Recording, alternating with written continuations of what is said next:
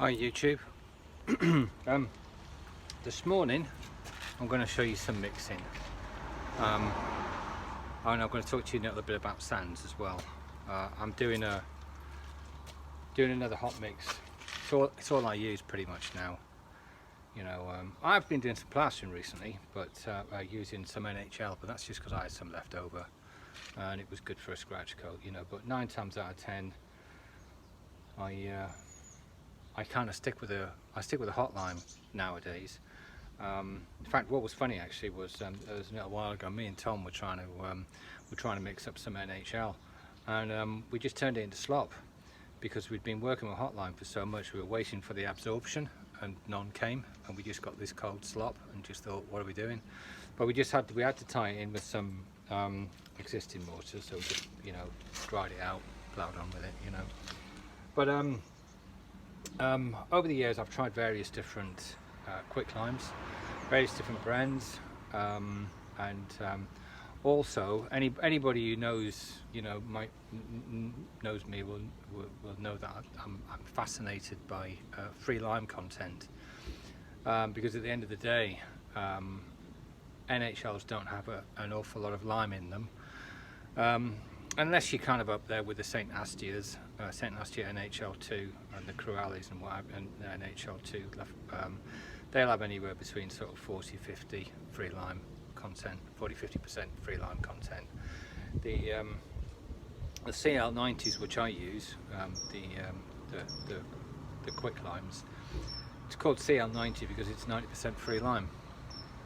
And when you're offering clients a lime mortar, it's always good to actually provide them with a lime mortar, not something which is, say, like an NHL 3.5, which is about roughly 25% free lime, and the rest of it impurities, because what you're actually giving them is something which is very cementitious, and subject to continued strength gains. We don't know about them yet. Because we're British, we like everything to be absolutely rock hard and waterproof. It's difficult for us to actually get our heads around soft, porous mortars which can easily be raked out like a quicklime mortar. But at the end of the day, like I've said in previous videos, it's all about just covering up the common earth mortar with which older stone properties are built. Anyway, so without further ado, I'll give you some instruction on the way I like to mix mortar. When it comes to a quicklime, I've got thicker powder, and it's not because I don't like it or anything. It's just that it's easier to actually use kibble, and I'll show you what I mean by kibble.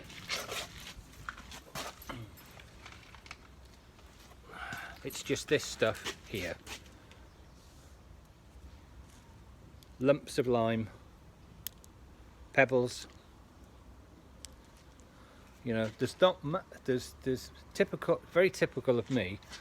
If there's not an awful lot of it about, I want it. But it's like driveway gravel, except it's just white, because that's effectively what it is. It's just limestone chippings, which have been kilned, and all the moisture's been burned out of them. And a lot of the carbon's been burnt out of it as well, and it's very, very dry. And what it wants to do is it just wants to hook up with some water as quickly as possible and turn itself into a powder. So you get quite a lot of expansion.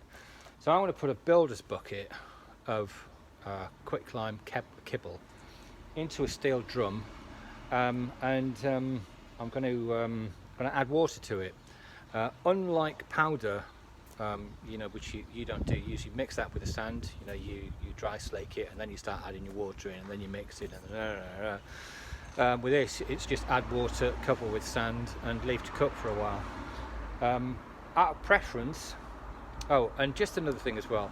I used to talk about extra added ingredients and never give anything away, and people used to get really annoyed with me. But what I didn't want to do was subject people to unnecessary extra additions, and so gradually over time I've just dispensed with the additions, except for porcelain and horsehair. I know a lot of people don't put horsehair in their quicklime mixes, but you know, I try to get mine as historic as possible, because, you know, say 15-20 years ago, when we were raking out a lot of the old lime mortar, it was laden with horsehair, and one of the reasons for that is because it helps as a binder, and it doesn't actually cost me anything. I just pick mine up off the stable floor. You know, I don't buy it in. I know a lot of people buy tremendous amount of horsehair in for plastering, and you know, I don't bother. You know, I just bring a bag out with me that's been raked up after grooming, and so I'm going to put the kibble in. I'm going to put the horsehair in, and I'm going to put some porcelain in. I'm not telling you what type of porcelain I'm using today, because I vary my porcelains, and I have a preference for wood ash or for trass. I do use a bit of granulated blast furnace slag every now and again, but the jury's still out as far as that's concerned, because, you know, it is actually an additive which goes into the making of cement. I have actually been known to add cement into quicklime to use as porcelain, but we're only talking sort of, you know, anywhere between 3-5, maybe even 10%, just white cement. And I experimented with that, because at the end of the day, in such low volumes, such low quantities, it can actually be used as a porcelain. But personally, I don't like it, because it was never designed to be a porcelain, you know, and it's not 100% natural. You know, it's not like trass, for example, which is just ground up volcanic rock. It's not like wood ash, which you pick the nails out of what's in your fireplace and just chuck it in your mortar. Yeah, I've tried anything. I've tried everything. I've tried natural Roman cement. I've tried prompt cement. And there's pulverized fuel ash out there as well. But basically, just a bit of wood ash will do. And what that actually does, it'll reduce because quicklimes are a bit too pure at the minute. Not like, say, with 90%, you need it dropping down a little bit. Otherwise, you can get problems in winter because of frost damage. But anyway, so without further ado, all I'm going to do is I'm going to throw the quicklime into the steel mixing drill. You know, which is, hi Bob. Which is that. I choose to cut down an oil drum and use that for mixing, because if you try to use plastic, it's just going to melt, and you'll see why soon. Right, one bucket of quicklime.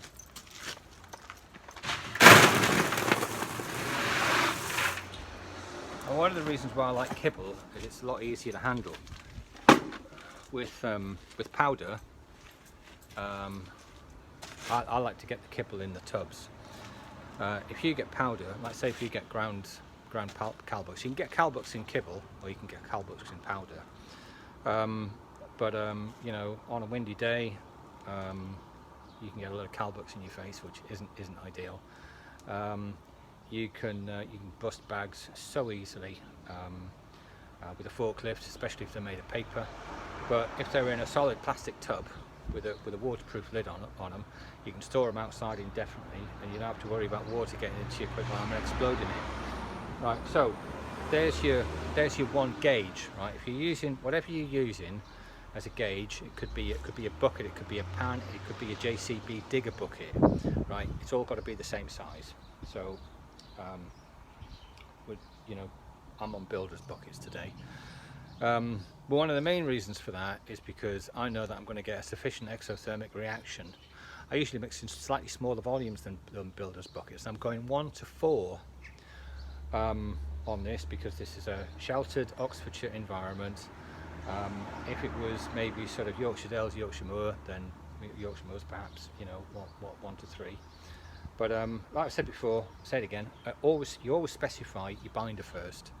So if you're using cement, I always get confused when I hear builders saying, "Oh, we're using 5 to 1," and I'm thinking five cement, because that's what it sounds like to me. It's like, I used to be a garden designer, and you know, so you learn very quickly that you only ever use the Latin names for plants, because if everybody's speaking the same language, then you know you don't get your plants mixed up if everybody's using, you know, the Latin names.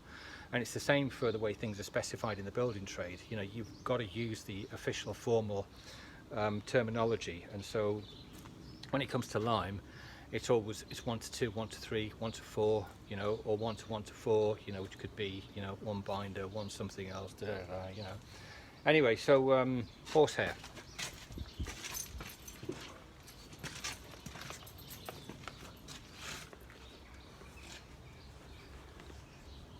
Roughly about that much chucked in. It doesn't make any difference. I use hair or fibres in everything, even my skim coat plasters. I don't mess about separating or weighing it out or anything. I know this bloke who uses horsehair and he has to weigh it out on scales just to make sure it's absolutely exact. But it's picked up off the stable floor. You just chuck it in. There wasn't any of this nonsense 2, 3, 4, 500 years ago.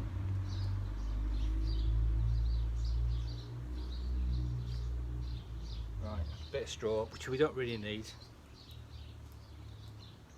There you go. You could put twice as much horsehair in. It really wouldn't make an awful lot of difference. Now, porcelain.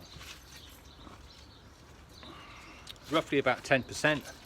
Some people would say no more than 3. Some people would say 5. But this wall that I'm on, obviously, it's by a busy road and it gets splashed a lot by cars in winter. So 10% porcelain certainly won't hurt it. Got some nice detailing, some coping, some stone coping on the top of the wall to shield it from anything coming down, so you don't get lime bleed. But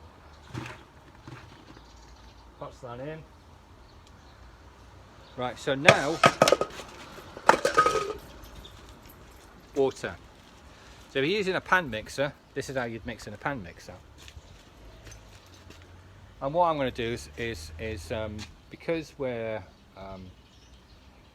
at a relatively mild time of the year, so the sand isn't particularly wet. Because if you've got sloppy sand and you put too much and you slake with too much water, and then you add sloppy sand, you've got a sloppy mortar. And in the middle of winter, it's difficult to dry that out.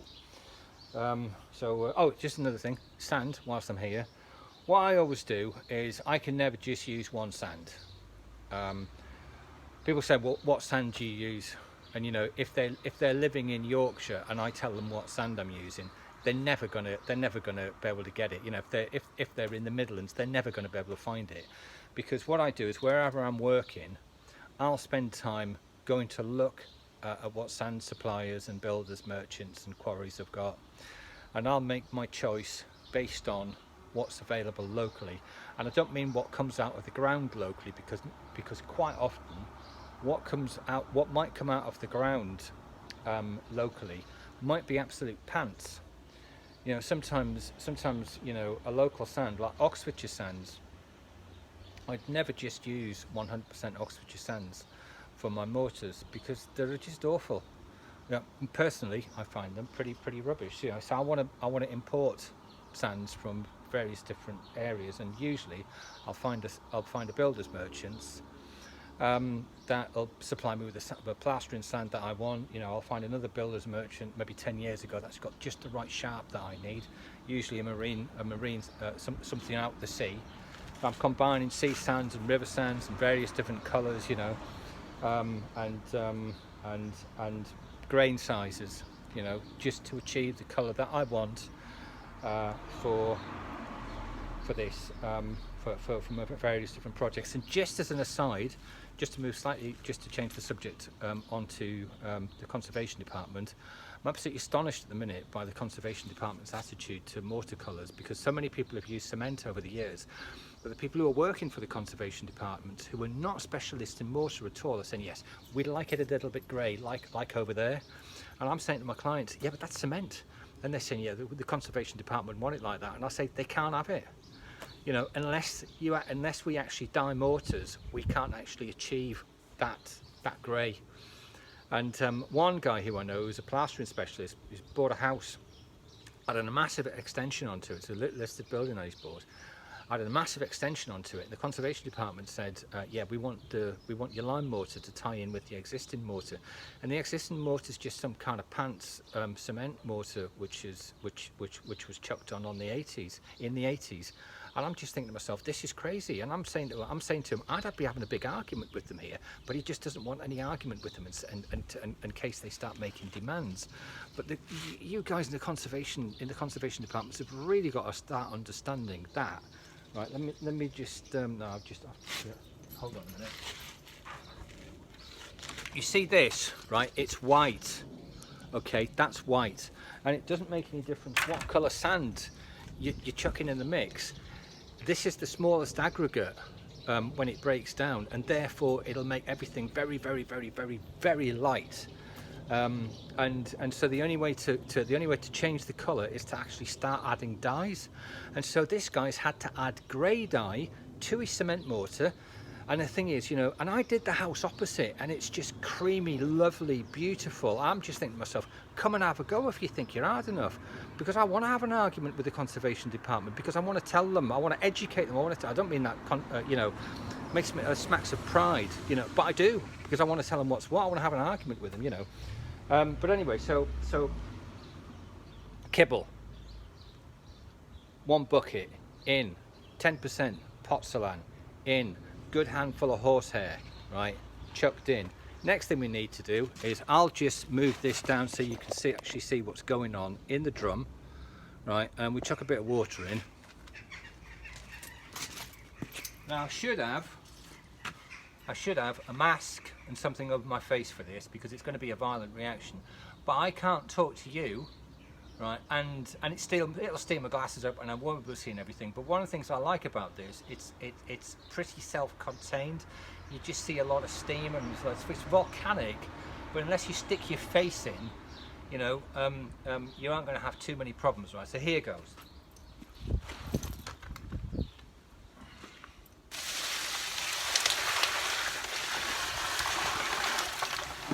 Right, so you can hear everything going, popping and bubbling and what have you. Let's have a look.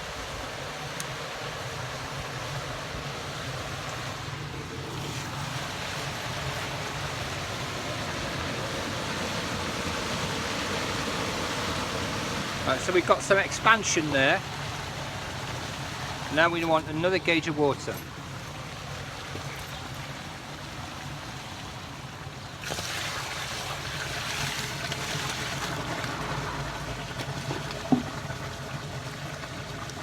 The idea is we just get the lime slaking.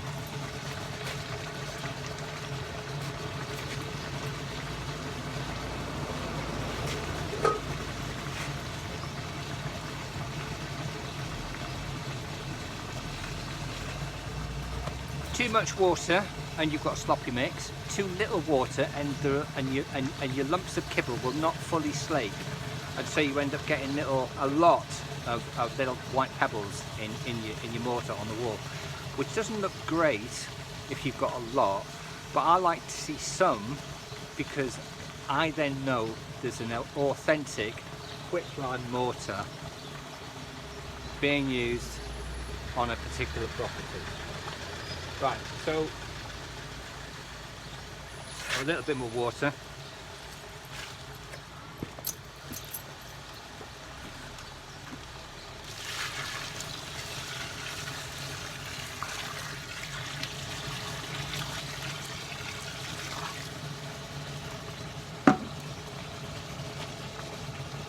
I'll roll my sleeves down for this. I'll just chuck some sand in.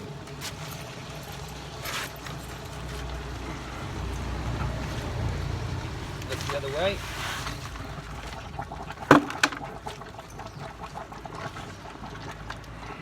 That was the sharp. This is some plastering sand.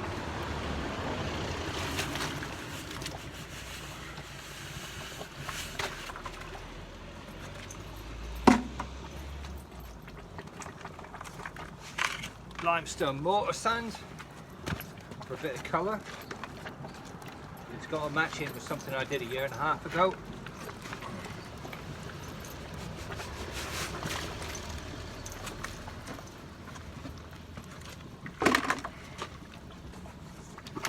And now some building sand, but this is washed building sand, okay?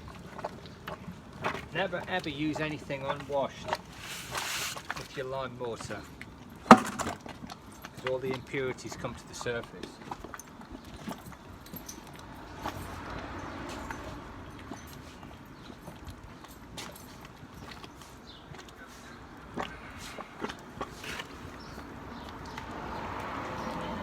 So what I want now is for the steam to do its work. So I'm basically building, so he's making a big pudding.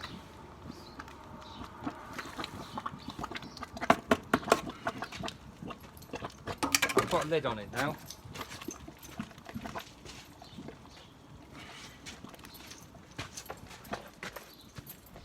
As long as you've got your slake, you're all right.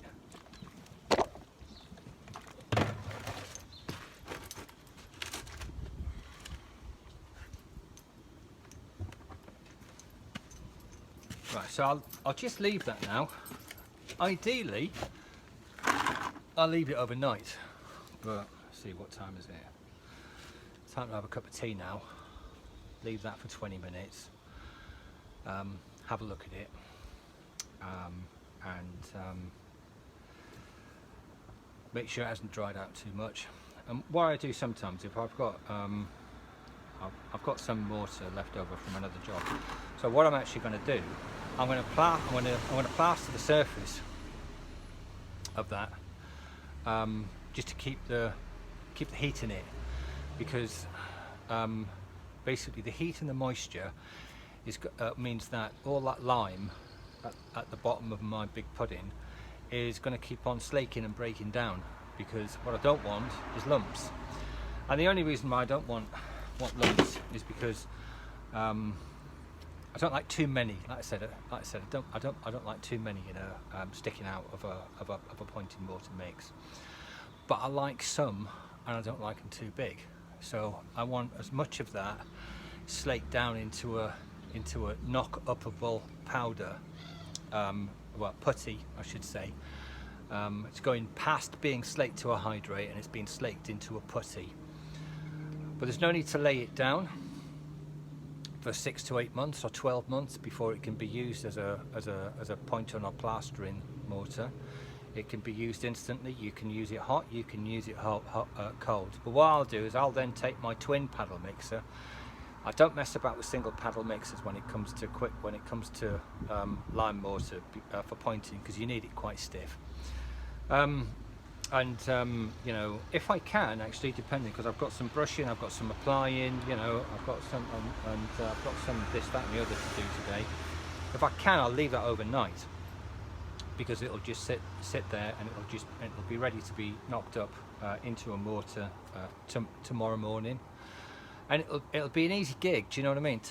Twin paddle in, whiz, it's not backbreaking. So I don't even have to chuck it into a mixer or anything, and at my age, works for me. I suppose the next thing really is to give you an indication, show you at least how to knock it back when it's in a, well, actually no, beg your pardon, how to apply it, because I've always said to people, there's no art in the application of quicklime mortar for pointing. You just really slap it in. But then, when it comes to what people understand about just chucking mortar into a wall, you begin to realise that it's my definition of no art. It's dead easy. You just chuck it in. If somebody else says, "Oh my God, this is really hard," and I saw somebody once. They took about half a day to do a square foot, and I thought, perhaps it would be a good idea to actually show people how to put it in. Anyway, stick with it.